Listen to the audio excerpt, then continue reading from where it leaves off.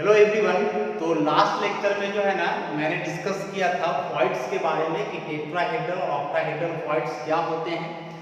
आज हम लोग डिस्कस करेंगे कि जो टेट्राहेड्रल और ऑक्टाहेड्रल वॉइड होता है ना उसका साइज क्या होता है, या दोनों वॉइड में बड़ा वॉइड कौन सा होता है, उस खाली जगह में किस साइज के एटम फिट हो सकते हैं। तो सबसे पहले हम लोग टेट्राहेड्रल वॉइड की बात करेंगे। तो हेडिंग है relationship between radius of tetrahedral void and the size of atom. तो देखो टेट्राहेड्रल वॉइड के बारे में मैंने क्या बताया था कि टेट्राहेड्रल वॉइड जो है ना वह 4 स्फीयर से घिरा हुआ होता है, और वह चारों स्फीयर जो है ना एक टेट्राहेड्रॉन का 4 जो उसका एपेक्स होता है उस पे होता है। अब यदि एक टेट्राहेड्रॉन को हम लोग एक क्यूब में ड्रॉ करें तो कैसे ड्रॉ करते हैं, तो जरा देखो। तो सबसे पहले एक क्यूब हम लोग कंसीडर करते हैं।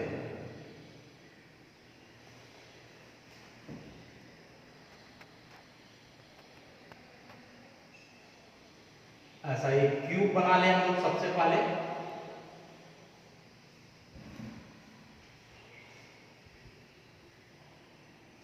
देखो एक क्यूब बन गया। अब इस क्यूब में हम लोग क्या करेंगे कि इसका अल्टरनेट कॉर्नर्स पे 4 पार्टिकल रखेंगे। तो सपोज एक पार्टिकल को हम लोग यहाँ रखते हैं, तब ई वाला कॉर्नर छोड़ दो, फिर एक पार्टिकल को यहाँ रखो, ई वाला कॉर्नर छोड़ दो, फिर एक पार्टिकल को यहाँ रखो और ई कॉर्नर छोड़ दो, और फिर एक पार्टिकल को यहाँ रखो। तो जो अल्टरनेट कॉर्नर पे 4 पार्टिकल है ना, इस चारों को आपस में मिला दोगे तो यहीं से बनेगा टेट्राहेड्रल वॉइड। तो ये चारों स्फीयर के बीच में यहाँ पर कहीं होना है वॉइड। देखो इस जगह पे जो है कहीं वॉइड होगा, ऐसा। यही हम लोग का क्या है, tetrahedral void. This is tetrahedral void, ऐसा। अब देखो अभी 4 अल्टरनेट कॉर्नर पे हम लोग स्फीयर को रखे हैं, बाकी 4 अल्टरनेट कॉर्नर बच गया है। तो यदि इसका उल्टा एलिमेंट हम लोग करते, उल्टा कैसे, मतलब पार्टिकल यहाँ से ना रख करके बल्कि यहाँ से रखते, यहाँ होता फिर इस जगह पे होता, फिर यहाँ रहता और फिर यहाँ रहता। ऐसे भी पार्टिकल्स को हम लोग दिखला सकते थे। तो जाने कि अल्टरनेट कॉर्नर पे 4 पार्टिकल होगा। पार्टिकल्स हो कहीं भी सकते हैं, यहाँ भी पार्टिकल्स हो सकते हैं, यहाँ भी हो सकते हैं, यहाँ भी हो सकते हैं, यहाँ भी हो सकते हैं। बस अल्टरनेट कॉर्नर पे 4 पार्टिकल्स होते हैं। अब क्या करो, इसको मिला दो। सपोज इसको हम लोग यहाँ से यहाँ मिला दें और फिर इसी को यहाँ से यहाँ मिला दें। मान लो ये है ए, इसको मान लो बी, ये हुआ सी, और इसको मान लो डी। अब यहां से हम लोग कुछ बात कंसीडर करें कि लेट ए बराबर edge length of the unit cell, edge length of the unit cell. उसके बाद कैपिटल आर बराबर मान लो रेडियस ऑफ स्फीयर। स्फीयर मतलब यहाँ जो एटम है इसको एटम भी कंसीडर कर लें हम लोग, और स्मॉल आर मान लो radius of tetrahedral void, T भी मतलब टेट्राहेड्रल वॉइड। तो चूंकि ए जो है एज लेंथ है, तो एज यहाँ कौन कौन सा, देखो A B B C C D ये सब एज है। चूंकि यह एक क्यूबिक यूनिट सेल है, तो पढ़े हम लोग कि क्यूबिक यूनिट सेल में जो सारे एज होते हैं आपस में इक्वल होते हैं। तो यहाँ से हम लोग ऐसे कर सकते हैं कि A B equal to B C equal to C D equal to A. अब देखो in right angle triangle ABC, ABC एक राइट एंगल ट्राइंगल है, बी पे यहाँ राइट एंगल बन रहा है। तो राइट एंगल ट्राइंगल का जो प्रॉपर्टी होता है कि राइट एंगल के जो सामने अपोजिट वाला साइड होता है उसको लोग हाइपोटेनस बोलते हैं। पाइथागोरस थ्योरम अप्लाई करेंगे तो हाइपोटेनस का स्क्वायर इक्वल टू हो जाएगा परपेंडिकुलर का स्क्वायर और बेस का स्क्वायर। तो हम लोग लिख सकते हैं AC का स्क्वायर बराबर AB का स्क्वायर प्लस BC का स्क्वायर। AB और BC देखो दोनों A के बराबर है, तो A square plus A square ये हो गया 2A स्क्वायर। तो AC स्क्वायर बराबर 2A स्क्वायर। तो यहाँ से AC निकालेंगे तो हो जाएगा √2A, ऐसा।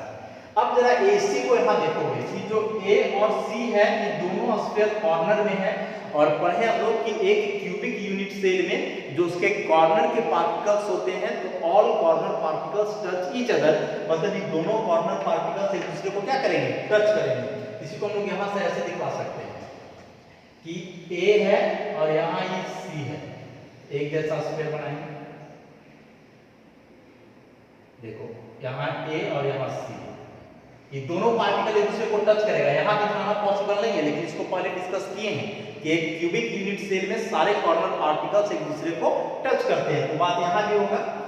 अब देखो यहाँ से यहाँ इसका रेडियस है, फिर यहाँ से यहाँ इसका रेडियस है, तो हम लोग जो स्फीयर का रेडियस है उसको क्या माने, r, तो E हुआ r और यहाँ से यहाँ भी हो गया r, मतलब ये जो AC है वह कितना के बराबर हुआ, 2r के बराबर, तो AC इक्वल टू 2r। यहाँ AC बराबर है √2a, यहाँ AC बराबर 2r, तो दोनों का LHS देखोगे बराबर है, तो RHS को भी इक्वेट कर सकते हैं।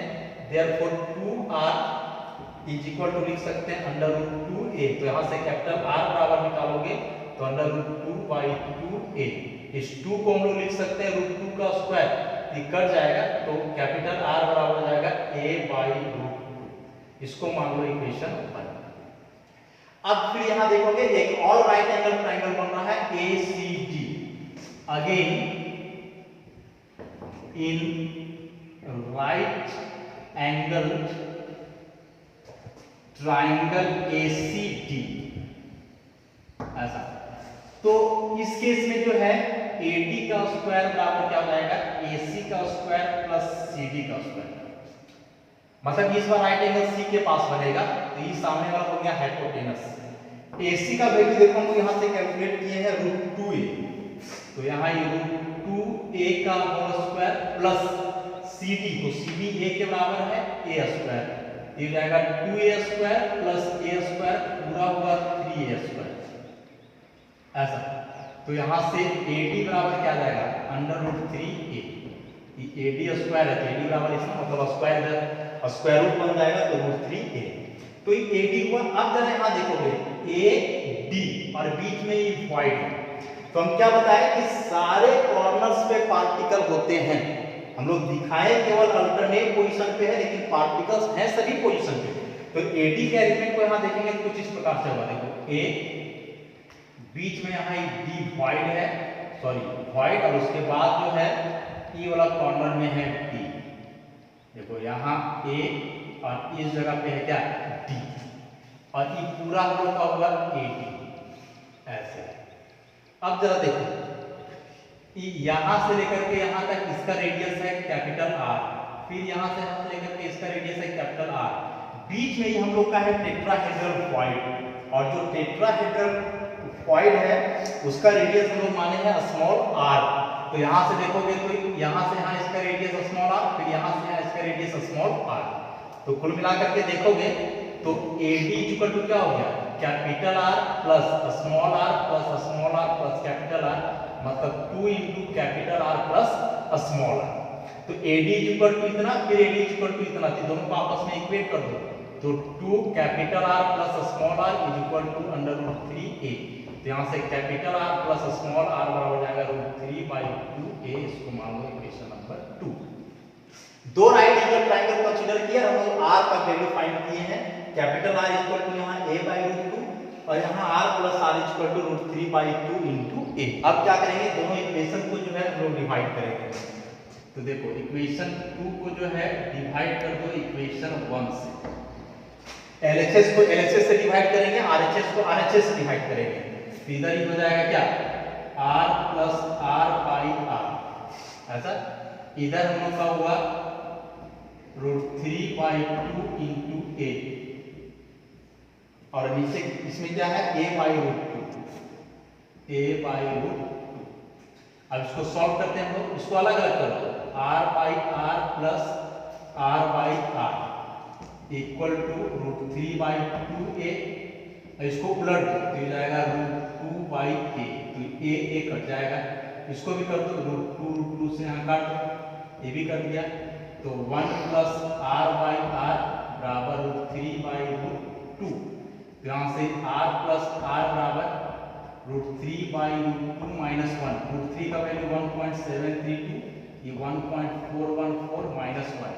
इस पूरे को सॉल्व करोगे ना तो r/r, और ये पूरा सॉल्व करोगे तो आ जाएगा 0.225। तो यहाँ से हम लोग ऐसे लिख सकते हैं कि स्मॉल r बराबर 0.225 इंटू कैपिटल R। यही हम लोग का डिजायर रिलेशनशिप है। यह रिलेशनशिप पता करना था कि टेट्राहेड्रल क्वाइट और जो एटम का साइज है, मतलब उसका रेडियस, उसके बीच क्या रिलेशन होता है। तो देखो स्मॉल r है टेट्राहेड्रल क्वाइट का रेडियस, कैपिटल R है इस एटम का रेडियस, मतलब जो स्फीयर प्रेजेंट है उसमें उसका रेडियस। तो यहाँ से हम लोग क्या देख रहे हैं कि स्मॉल r आ गया 0.225 इंटू कैपिटल R। इसका मतलब अब क्या होगा सो देखो कि कोई भी एटम यदि टेट्राहेड्रल क्वाइट में रहना चाहता है, टेट्राहेड्रल क्वाइट को ऑक्यूपाई करना चाहता है, मतलब यहाँ जो टेट्राहेड्रल क्वाइट क्रिएट हो रहा है, इस टेट्राहेड्रल क्वाइट में आकर के यदि कोई एटम रहना चाहता है तो उस एटम का साइज इस क्वाइट के साइज का कितना गुना होना चाहिए। कहने का मतलब यदि इसको हम लोग ऐसे देखें कि एटम का साइज मान लो जो है 100 पिकोमीटर है, ऐसा एटम का साइज 100 पिकोमीटर, लेकिन वहां पर जो वाइड है वो कितना है 0.225 इंटू 100। इसको मल्टीप्लाई करोगे तो कितना आ जाएगा 22.5 पिकोमीटर ऐसा। इसका मतलब हुआ कि इतना जो साइज है एटम का, तो वही साइज वाला एटम जो है इस क्वाइट में फिट बैठ सकता है। यदि इससे बड़ा साइज वाला एटम आ जाएगा तो वह इस क्वाइट में फिट नहीं बैठ पाएगा। मतलब पहले से जो एटम यहाँ प्रेजेंट है उस एटम का साइज है 100 पिकोमीटर, ठीक है, उस एटम का साइज पहले से कितना है 100 पिकोमीटर। मान ले कि यहाँ जो है पहले से आयरन है Fe, और इसका रेडियस जो है 100 पिकोमीटर है, ठीक है, इसका भी रेडियस 100 पिकोमीटर, इसका भी 100, सबका 100 पिकोमीटर है। तो इस सब एटम के बीच जो यहाँ खाली जगह बच रहा है, इस खाली जगह में जो एटम रहेगा उसका साइज कितना होना चाहिए, तो उसका साइज 22.5 पिकोमीटर होना चाहिए, इसके बराबर या इससे कम। यदि इससे बड़ा साइज का एटम हो तो इस क्वाइट को ऑक्यूपाई नहीं कर पाएगा। तो इसी में पढ़े होंगे ना, या आगे पढ़ेंगे हम लोग एक टर्म होता है कंपाउंड, जिसको हम लोग इंटरस्टिशियल कंपाउंड बोलते हैं। तो इंटरस्टिशियल कंपाउंड्स क्या होते हैं, तो interstitial compounds are those compounds in which small atoms occupy the voids. जैसे इसका एग्जांपल जो है स्टील के बारे में सुने होंगे, स्टील। तो स्टील क्या है, आयरन प्लस कार्बन का कॉम्बिनेशन। तो आयरन जो कि मेटल है, तो आयरन मेटल में जो बहुत सारे आयरन के एटम्स ऐसे आपस में अरेंज होते हैं, तो एटम्स के बीच में कहीं कहीं खाली जगह भी होता है, और उसी खाली जगह को जाकर के ऑक्यूपाई करता है कार्बन, तब जाकर के निर्माण होता है किसका, स्टील का। अब चाहोगे कि यहाँ कार्बन की जगह हम कॉपर लगा दें तो पॉसिबल नहीं है, क्योंकि कॉपर का साइज जो है बहुत बड़ा, इतना बड़ा कि वह इस क्वाइट को ऑक्यूपाई नहीं कर पाएगा। इसलिए किसी भी एटम को हम लोग मिला करके इंटरस्टिशियल कंपाउंड नहीं बना सकते। इस बात को जो है ध्यान में रखोगे। तो इस तरह से कैलकुलेशन था, एनसीईआरटी का डायरेक्ट क्वेश्चन है, इसको ध्यान रखो। अब देखो, तो अभी जो है ना हम लोगों ने टेट्राहेड्रल क्वाइट का साइज देखा, उसमें क्या बताए थे कि क्रिस्टल में जो एटम पहले से प्रेजेंट है उस एटम के साइज के तुलना में 0.225 टाइम्स होता है टेट्राहेड्रल क्वाइट का साइज। तो वैसे ही हम लोग अब ऑक्टाहेड्रल क्वाइट के लिए निकालेंगे कि ऑक्टाहेड्रल क्वाइट का साइज क्या होता है। तो ऑक्टाहेड्रल क्वाइट के बारे में मैंने क्या बताया था कि जो ऑक्टाहेड्रल क्वाइट है ना, वह 6 स्फीयर से घिरे हुए होते हैं। 6 स्फीयर से कैसे होते हैं, पहले मैंने बताए थे कि ऐसा दो जो है ट्रायंगुलर बनता है, ऐसा देखो 1 2 3 4 5 6। तो देखो ये चारों स्फीयर जो है ना, ये चारों एक प्लेन में होता है, ये चारों स्फीयर एक प्लेन में, और ये जो स्फीयर है समझो इसके ऊपर है और ये वाला स्फीयर इसके नीचे। मतलब ऐसे जानो कि 4 स्फीयर जो है, यदि चारों स्फीयर 1 2 3 4 यहाँ है, तो 5वां स्फीयर इसके ऊपर होगा और 6ठा स्फीयर इसके नीचे, और इसी के बीच में यहाँ जो खाली जगह रहेगा उसी को हम लोग बोलेंगे ऑक्टाहेड्रल क्वाइट। तो ऑक्टाहेड्रल क्वाइट 6 स्फीयर से घिरे हुए होते हैं, 4 स्फीयर एक प्लेन में और बाकी 2 स्फीयर एक ऊपर और एक नीचे। तो यहाँ से हम लोग निकालेंगे इसका साइज। तो कैसे कंसीडर करेंगे देखो, अभी जो है हम 4 स्क्वायर ही ड्रॉ करेंगे ऐसा, और इन चारों के बीच में जो है यहाँ जो खाली जगह होगा ऐसा। देखो टोटल 6 स्क्वायर से घिरे हुए रहते हैं, लेकिन 6 स्क्वायर को यहाँ दिखाना पॉसिबल नहीं है। सिंप्लिसिटी के लिए हम लोग 4 स्क्वायर दिखाएंगे, 5वां स्क्वायर जस्ट इसके ऊपर होगा और 6ठा स्क्वायर उसके नीचे मतलब पीछे साइड में होगा। तो सिंप्लिसिटी के लिए यहाँ 4 स्क्वायर ही दिखा रहे हैं, लेकिन समझना है कि वह 6 स्क्वायर है। अब इसको क्या करो कि मिला दो सब कॉर्नर को, देखो इसको A कर दो, इसको B मान लो, इसको C मान लो और इसको मिला दो ऐसा, या C यहां भी लिख सकते हो ऐसे, और फिर इसको ऐसे भी मिला दो। ये बीच वाला जो खाली जगह है ना, ये जो राउंड की, इसी को हम लोग बोलेंगे ऑक्टाहेड्रल पॉइंट ऐसा। तो यहां से इसको समझना है कि ऑक्टाहेड्रल पॉइंट 6 स्क्वायर से घिरा हुआ होता है, 4 स्क्वायर एक प्लेन में है और बाकी 2 स्क्वायर एक ऊपर होगा एक नीचे होगा। तो यहां से भी ऐसे ही काम करना है, हम लोग को मान लेना है कि लेट A बराबर एज लेंथ, उसके बाद capital R radius of sphere, small r radius of octahedral point, वो भी मतलब हो गया ऑक्टाहेड्रल पॉइंट। अब जो है आगे से हम लोग को क्या देखना है, तो देखो AB बराबर BC, ये होगा A के बराबर, क्योंकि AB और BC दोनों इसका एज है और एज हम लोग माने हैं A, तो AB और BC दोनों किसके बराबर होगा, A के बराबर होगा। अब यदि यहां से देखोगे B और C को, तो देखो कैसे है कि B हुआ और ये C हुआ, यहाँ B और इस जगह पे C, तो यहां से यहाँ इसका रेडियस कैपिटल R, फिर यहां से यहाँ इसका रेडियस कैपिटल R, तो BC बराबर क्या है यहाँ से 2R और BC बराबर यहाँ A भी है, तो 2R बराबर A लिख सकते हैं दोनों को कंबाइन करके, तो R बराबर हो जाएगा A/2, इसको मान लो 1। वैसे ही जो है यहां से देखो in right angle triangle ABC, ABC एक राइट एंगल ट्राइंगल बन रहा है, तो पाइथागोरस थ्योरम अप्लाई करेंगे। AC बराबर क्या हो जाएगा, सॉरी AC का स्क्वायर बराबर AB का स्क्वायर प्लस BC का स्क्वायर, तो AB जो है और BC दोनों किसके बराबर है, A के बराबर, तो यहां से A square plus A square बराबर 2A स्क्वायर, तो AC स्क्वायर बराबर 2A स्क्वायर, तो यहां से AC निकालेंगे तो √2A। अब जरा देखो यहाँ A और C का एलिमेंट किस प्रकार से है, E हुआ A, बीच में यहाँ वॉइड बन रहा है और फिर यहाँ है C, तो A हुआ और यहाँ C, स्फीयर दोनों सेम साइज करेगा, इसको ध्यान रखोगे। तो यहाँ से यहाँ इसका रेडियस कैपिटल R, ये बीच में पूरा वॉइड है, तो दोनों तरफ इसका रेडियस स्मॉल r और फिर यहाँ से यहाँ इसका रेडियस कैपिटल R। तो यहां से हम देखें तो AC बराबर क्या है, कैपिटल R प्लस बीच में 2 स्मॉल r प्लस फिर आ गया कैपिटल R, तो इसको लिख सकते हैं 2 capital R plus small r।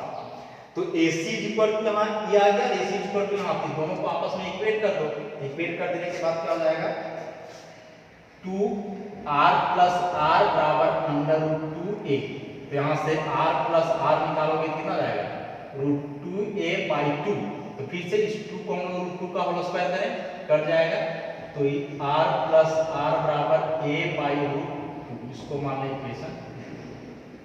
अब फिर से वही काम करना है, 2 को 1 से डिवाइड कर देंगे, 2 डिवाइडेड बाई 1 हो जाएगा r प्लस r/r, मतलब LHS को LHS से डिवाइड करेंगे, RHS को RHS से, और इसमें अब हो गया इधर a/√2 और यहाँ है a/2, इसको सेपरेट कर दो, r/r plus r/r a/√2 into ऊपर चला जाएगा 2/a, तो a कर गया, इसको √2 का स्क्वायर करो तो b भी कर जाएगा, तो यहाँ से हुआ 1 प्लस आर बाई आर बराबर √2। तो यहाँ से r प्लस आर और √2 का वैल्यू 1.414 और 1 उधर चला जाएगा माइनस हो जाएगा, तो r बाई आर का क्या हो गया 0.414। इसको लिख सकते हैं r बराबर 0.414 इंटू कैपिटल R। तो ये हो गया relationship. Small r radius of octahedral fluid, capital R radius of sphere. मतलब इस केस में अब क्या होगा कि जो ऑक्टाहेड्रल फ्लूइड है उसका रेडियस मतलब उसका साइज पहले से जो एटम प्रेजेंट है उस एटम के साइज का इतना टाइम्स होना चाहिए। या तो टेट्राहेड्रल फ्लूइड में क्या रिलेशन था 0.225 कैपिटल R। दोनों को मिला करके देखो, तो दोनों को मिला करके देखने के बाद एक क्या ऑब्जर्वेशन हम लोग के पास आएगा कि जो ऑक्टाहेड्रल फ्लूइड होता है ना उसका साइज टेट्राहेड्रल फ्लूइड की तुलना में बड़ा होता है। तो यहाँ से एक कंक्लूजन निकल रहा है, मान लो कि कोई क्रिस्टल है उसमें जो पहले से एटम प्रेजेंट है वही बात उसका साइज 100 पिकोमीटर है, ऐसा मान लो। तो 100 पिकोमीटर साइज किसका हुआ पहले से जो एटम प्रेजेंट है उसका, तो उस हिसाब से जब इसका रेडियस निकालेंगे फ्लूइड का तो कितना आएगा, तो ऑक्टाहेड्रल फ्लूइड का आ जाएगा 41.4 पिकोमीटर और यहाँ आ जाएगा 22.5 पिकोमीटर। तो देखो ऑक्टाहेड्रल फ्लूइड का साइज इतना है, टेट्राहेड्रल का इतना है। मतलब यदि कोई एटम ऑक्टाहेड्रल फ्लूइड को ऑक्यूपाई करना चाहता है बाहर से आकर के, तो उसका साइज इतना पिकोमीटर होना चाहिए या इससे कम होना चाहिए, इससे ज्यादा रहेगा तो ऑक्यूपाई नहीं करेगा, और टेट्राहेड्रल को ऑक्यूपाई करने के लिए इतना। तो यह जो है डिजायर्ड रिलेशनशिप था, एनसीईआरटी बुक में डायरेक्ट क्वेश्चन है, दोनों में से एक क्वेश्चन एग्जामिनेशन में पूछता है अक्सर कि टेट्राहेड्रल फ्लूइड और एटम के साइज के बीच का रिलेशन बताओ, या ऑक्टाहेड्रल फ्लूइड या एटम के बीच के साइज का अंतर बताओ। इससे भी इंपॉर्टेंट एग्जाम में जो है ना टेट्राहेड्रल और ऑक्टाहेड्रल फ्लूइड के बीच अंतर भी पूछता है, तो उस अंतर को एक बार जो है ना समराइज करते हैं। रिलेशनशिप जो है नोट्स में डिराइव किया गया है, उसको आप लोग आसानी से बनाओ, ज्यादा नहीं है। 3 स्टेप का है। स्टेप 1 में कैपिटल R निकालो, स्टेप 2 में R प्लस R निकालो, स्टेप 3 में दोनों को डिवाइड कर दो, तो डिजायर्ड रिलेशनशिप जो है निकल जाएगा। अब दोनों में अंतर क्या है टेट्राहेड्रल और ऑक्टाहेड्रल फ्लूइड में, जरा उसको हम शॉर्ट में देख लेते हैं। टेट्राहेड्रल फ्लूइड और ऑक्टाहेड्रल, टेट्राहेड्रल फ्लूइड और क्या था ऑक्टाहेड्रल फ्लूइड। तो सबसे पहला अंतर कि जो टेट्राहेड्रल फ्लूइड है वह 4 स्फीयर से घिरा हुआ रहता है, 4 स्फीयर्स, जबकि ऑक्टाहेड्रल फ्लूइड कितने स्फीयर से घिरा हुआ रहता है, तो 6 स्फीयर। उसके बाद टेट्राहेड्रल फ्लूइड जो है इसका साइज मतलब यह छोटा होता है और ऑक्टाहेड्रल फ्लूइड जो है बड़ा होता है। इसको लिख सकते हैं कि स्मॉलर फ्लूइड है और इसको लिख सकते हैं कि बिगर बड़ा। उसके बाद कि यदि कोई एटम टेट्राहेड्रल फ्लूइड को ऑक्यूपाई करना चाहता है तो उसका साइज यहां से लिख देंगे तीसरा नंबर में कि R = 0.225 कैपिटल R, जबकि यहाँ क्या है R = 0.414 कैपिटल R। इस तरह से 3-4 रिलेशनशिप जो है हम लोग दिखला सकते हैं, 3-4 अंतर टेट्राहेड्रल और ऑक्टाहेड्रल फ्लूइड के बीच, और बहुत ही इंपॉर्टेंट है एग्जामिनेशन के लिए टेट्राहेड्रल और ऑक्टाहेड्रल फ्लूइड का अंतर। तो इस तरह से आज फ्लूइड को हम लोगों ने कंप्लीटली डिस्कस कर लिया कि फ्लूइड क्रिएट कैसे होते हैं, कितने टाइप्स के होते हैं, और लास्टली कि फ्लूइड का साइज क्या होता है, किस साइज के एटम्स उस फ्लूइड को ऑक्यूपाई कर सकते हैं। नेक्स्ट क्लास में जो है इस चैप्टर को आगे हम लोग प्रोसीड करेंगे। धन्यवाद।